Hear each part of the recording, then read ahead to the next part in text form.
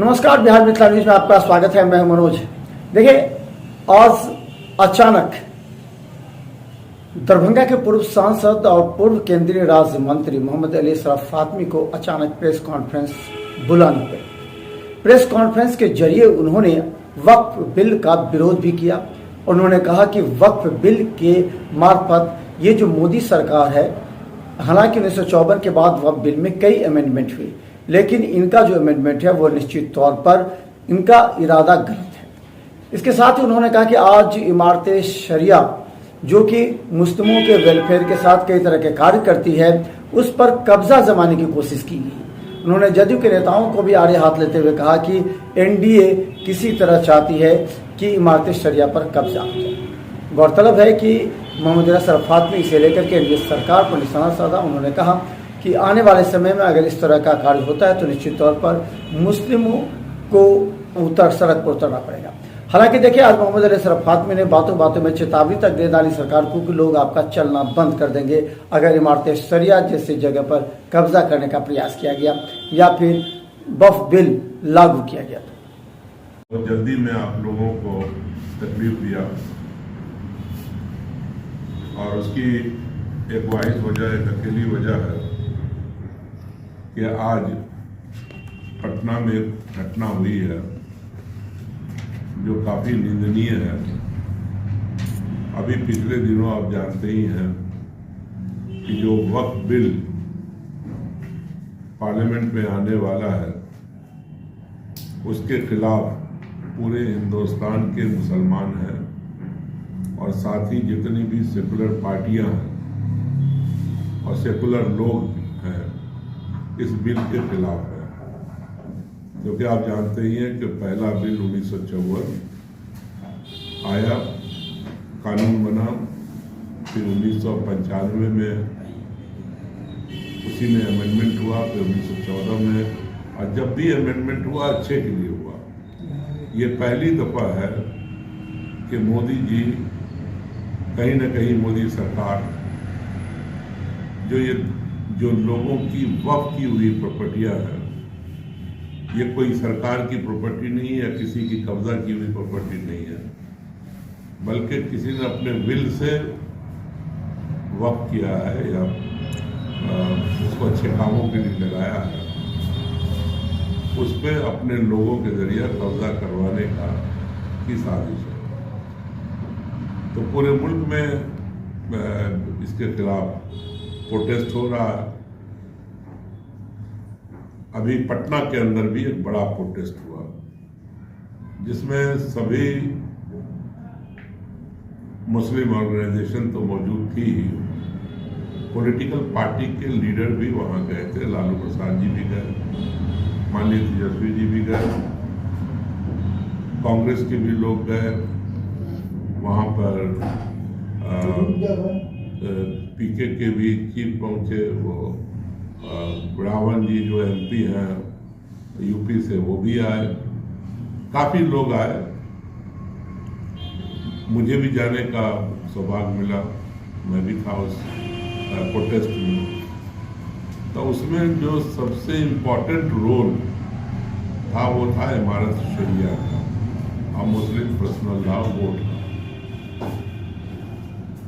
इमारत शरिया एक ऑर्गेनाइजेशन है मुसलमानों की, जहां शरिया की जितनी चीजें हैं वहां से तय होती है। किसी को राय लेना, मशवरा लेना वहीं से होता है। और मुसलमानों की बिहार के अंदर और झारखंड के अंदर सबसे मजबूत ये जमात है जो बहुत तरह का काम करती है, शिक्षा में करती है और वेलफेयर के लिए करती है, कोई आपदा आता है उसमें काम करती है, सभी लोगों के लिए, और एक तरह से पूरे प्रदेश के अंदर जो कुछ हो रहा है उसकी जानकारी है। तो वक्फ के बिल के खिलाफ उनका मेन रोल था। आज खबर आ रही है कि एनडीए के लोग और उसके नेतृत्व कर रहे हैं अशफाक करीम साहब हैं, जो कल तक एमपी थे, हमारी पार्टी से थे, और उनके साथ शायद कुछ फोर्स भी है और लोगों के साथ गए जाकर के इमारत शरिया पर कब्जा करना चाहते हैं। जो खबर छन के आ रही है वो यही है। तो मैं कह देना चाहता हूँ, चाहे कोई भी हो और किसी जमात से ताल्लुक़ रखते हो, किसी इलाके से ताल्लुक़ रखते हो, ये जो इमारत शरिया है वो किसी एक की चीज़ नहीं है। वो सभी मुसलमानों को रिप्रेजेंट करते हैं बिहार के। ऐसे नेता जो जिनकी गलत निगाह होगी इस इदारे की तरफ, बिहार के लोग खुद उनसे फैसला कर लेंगे और उनका चलना फिरना मुश्किल हो जाएगा कोई अगर इस तरह की हरकत करता है इस इदारे के साथ। तो मैं अभी भी कहूँगा कि जो जनता दल यू के ख़ास तौर से जो ओहदेदारान हैं, जो बड़े जगहों पर हैं, वो एनडीए का साथ देने के लिए ये एक विशेष बिरादरी के लोगों को किसी भी हालत में अलग नहीं होने दें। इसका नुकसान उनको खुद उठाना पड़ेगा। और मैं समझता हूँ कि जो लोग भी इस इरादे से वहाँ गए हैं उन पर निश्चित रूप से मुकदमा होना चाहिए और ऐसे लोगों को जेल भेजने का काम करना चाहिए सरकार को। वो इलेक्शन से होता है और वो जो भी प्रॉपर्टी वहाँ खड़ी है सब चंदे से, ताउन से लोगों के वो चल रहा है। तो जो भी लीडर वहाँ गए हैं उनसे यही मैं कहूँगा कि मेहरबानी करके जगह खाली करें और अगर आम आदमी पहुँच गया वहाँ तो आपका ये जो इरादा है कि ज़बरदस्ती कब्जा करने का, ये फेल हो जाएगा। और रहना सभी को यही है बिहार के अंदर, ऐसा काम नहीं करना चाहिए जिससे आपस में कशीदगी बढ़े, आपस में तनाज़ा बढ़े, आपस में इस तरह की बात हो। तो मैं एक मरतबा फिर से सरकार से अपील करता हूँ कि वो खुद से इंटरवीन करें और इंटरवीन करके इस तरह की हरकत से रोके। और ख़ास तौर से वहाँ के डीएम हैं, एसपी हैं, उनसे कहूँगा कि वो पूरी चीज़ को देखें और देख करके जितना जल्द हो कदम उठाएं। सर, देखा गया था कल कुछ लोग काला बिल्ला लगा के भी नमाज अदा किए हैं और कहा कि ये वक्फ बोर्ड के खिलाफ हम लोग का जो है उसका है, तो इस पर क्या कहेंगे? नहीं, वो कुछ लोग नाराज़ हैं और नाराज़गी जाहिर करने का बहुत सारा तरीका है।